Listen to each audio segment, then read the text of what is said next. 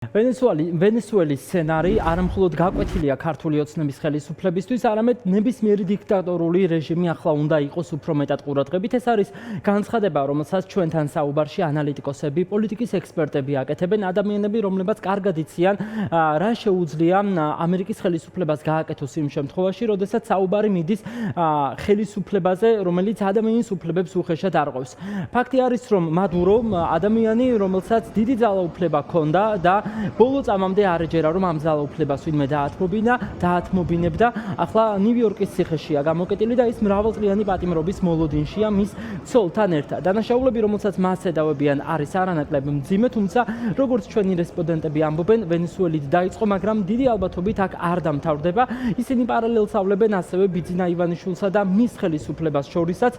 ამბობენ, რომ ეს უნდა იყოს სიფრთხილისკენ მოუწოდებენ მოკლედ ივანიშვილსაც, მის პარტიასაც და ამბობენ, რომ ნებისმიერი დიქტატორული რეჟიმი ახლა უნდა იყოს უფრო მეტად ფრთხილად.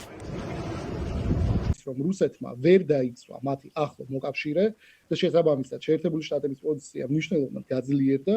ვენესუელის ნავთობის ბაზარზე შემოსვლის შემდეგ ნავთობის ფასი მკვეთრად შემცირდება და ეს რუსეთის ეკონომიკისთვის იქნება ძალიან სერიოზული დარტყმა.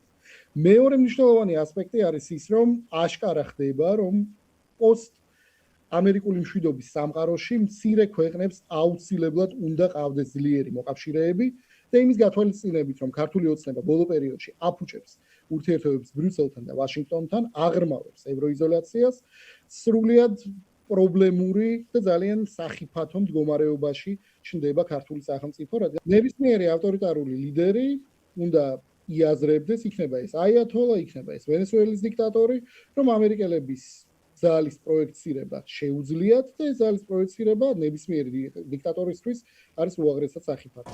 რუსეთის ყველა მოკავშირემ დაასრულა ესე, იშვიათი გამონაკლისების გარდა ალბათ და ზოგადად გახსოვთ ალბათ, როდესაც მადურომ პუტინს თხოვა დახმარება, მან ვაგნერის ნარჩენები რომ გაუგზავნა, ხო? უნდა გვესმოდეს, რომ იზოლაცია, რომელსაც დიქტატორები და ავტოკრატები თავის საკუთარ ხალხს და ქვეყანას უკეთებენ და უმზადებენ, ხალხის გაღარიბება, რაც მადურომ და დიდი ემიგრაცია, წარმოუდგენელი. ამიტომ ესეთი დიქტატორების ბედი ყოველთვის სრულდება ძალიან ცუდად თვითონ დიქტატორებისთვის და გამარჯვება ყოველთვის სრულდება ხალხის ჩართულობით და ხალხის ნების აღსრულებით. ფაქტი არის, რომ პუტინმა მისი მოკავშირის დაცვა ვერ შეძლო. ახლა ოფიციალური მოსკოვიც, ისევე როგორც სხვა ევროპული სახელმწიფოები, სადაც პრორუსულად მიჩნეული ხელისუფლებები არიან, მოუწოდებენ ამერიკის შეერთებულ შტატებს, რომ გაათავისუფლო ნიკოლას მადურო, ვენესუელის პრეზიდენტი, რომელმაც 13 წლიანი მმართველობის პირობებში პრაქტიკულად რეპრესიების სიმბოლოდ გადააქცია ქვეყანა და გააღატაკა.